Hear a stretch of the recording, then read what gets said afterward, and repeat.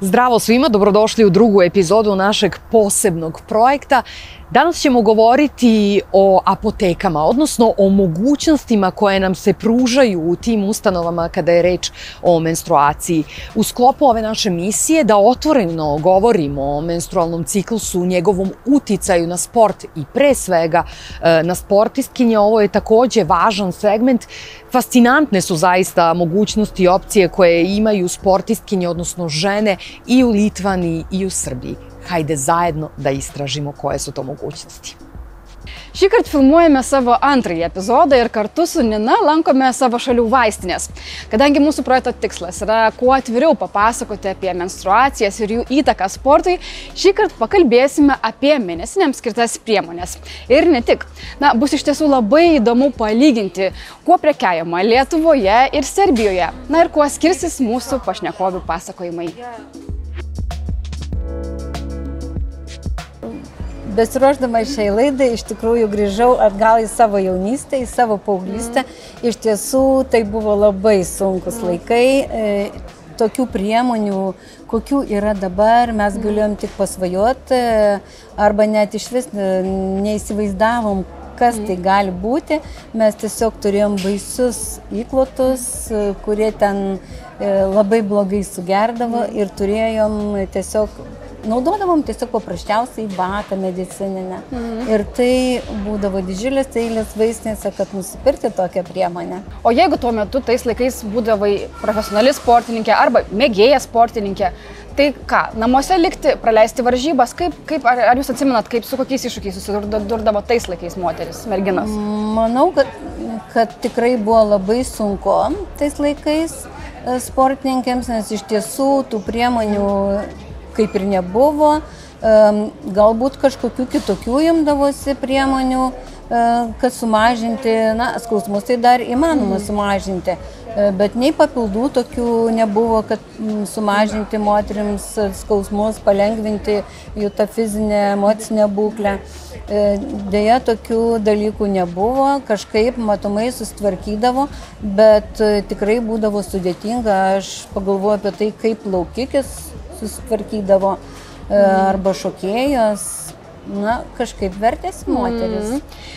Ir nuo tada, kai tapo nepriklausoma šalis, kada įvyko tas lūžis, kada vaistinėse atsirado šitiek daug pasirinkimo moterims ir tiek daug skirtingų priemonių? Kai tapome mes nepriklausoma šalis, tai čia buvo 90 metais, tai ir pradėjo atsirasti tos visos priemonės. Ir plūstelė iš visų šalių. Be abejo, pirmiausia atsirado įklotai įvairių rūšių, tiek menstruacijoms, tiek kasdieniai, atsirado tamponai, o pačios tos naujesnės priemonės atsirado, taurelės, daugkartiniai įklotai, įvairūs tamponai skirti ten maudymuisi.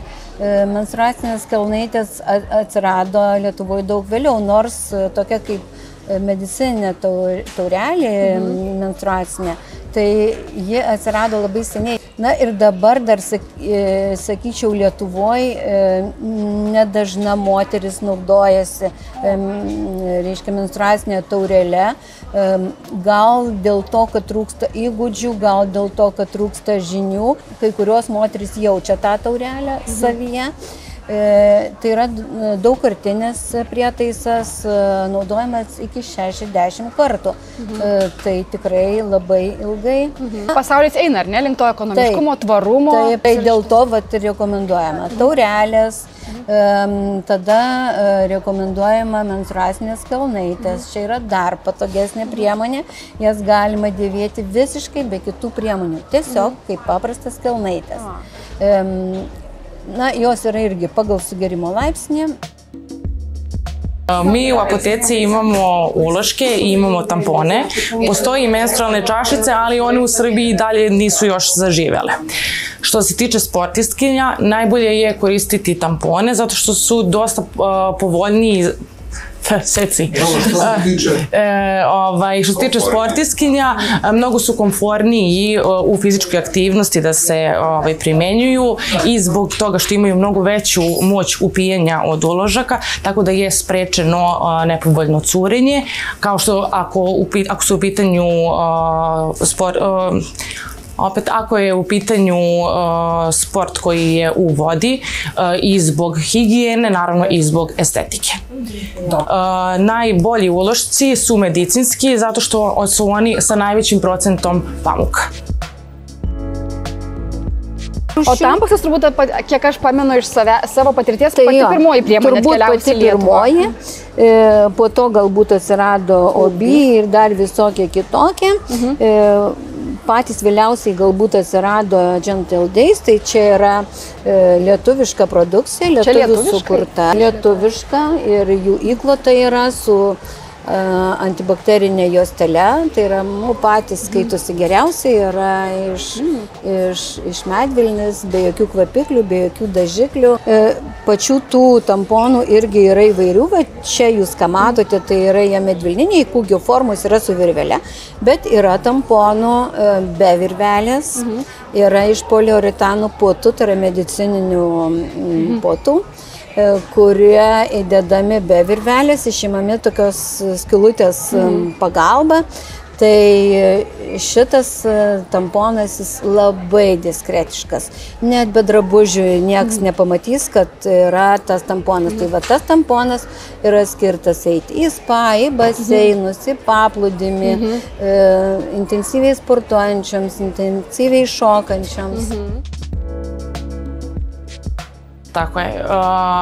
To je jako individualna stvar kod žena. Može da se desi da ciklus prođe bez ikakvih bolova ili bilo kakvih drugih simptoma do onih najtežih koje potpuno onesposobljavaju sportiste. U ovom momentu je to tema za fizičku aktivnost, takmičenje, treninge, pripreme i tako dalje. Prva preporuka naravno su analgetici i to su nesteroidni antiinflamatorni lekovi. Najčešće se uzima Brufen, Dexomen, Raptenka, Nalgezin Forte i tako dalje. Ono što je interesantna stvar, mislim da to i ne zna većina ljudi, jeste da su analgetici, jako postoji individualna reakcija na analgetik, tako da svaka žena, odnosno pacijent ima svoj analgetik na koji najbolje reaguje i koji je najefikasniji za njega i njega treba da se pridržava.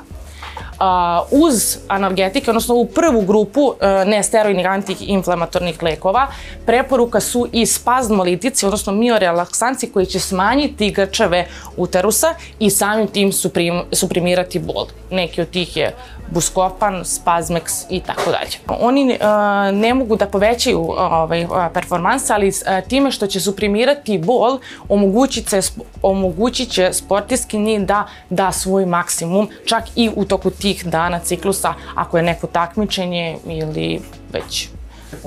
Tako je. U tim situacijama, u dogovoru sa ginekologom, najčešće se uvode oralni kontraceptivi. Oni se piju u kontinuitetu. Nisu samo 2-3 dana kao što su ovi analgetici da suprimiraju simptome, već se piju kontinuirano mesecima. Naravno, to mora da bude u dogovoru i propisu sa doktorom, ginekologom. Druga opcija, ako nama dođe pacijentkinja u apoteku, jeste predlog da se kombinuju dva leka iz dve grupe. Jedan će biti analgetik iz grupe nesteroidnih antiinflamatora, a drugi će biti upravo miorelaksans koji će smanjiti grčeve i na taj način također uticati na smanjenje bola. I treća opcija koja je kao dodatna terapija, to su ili biljni preparati, suplementi, da li sam trebala ovo ili ne.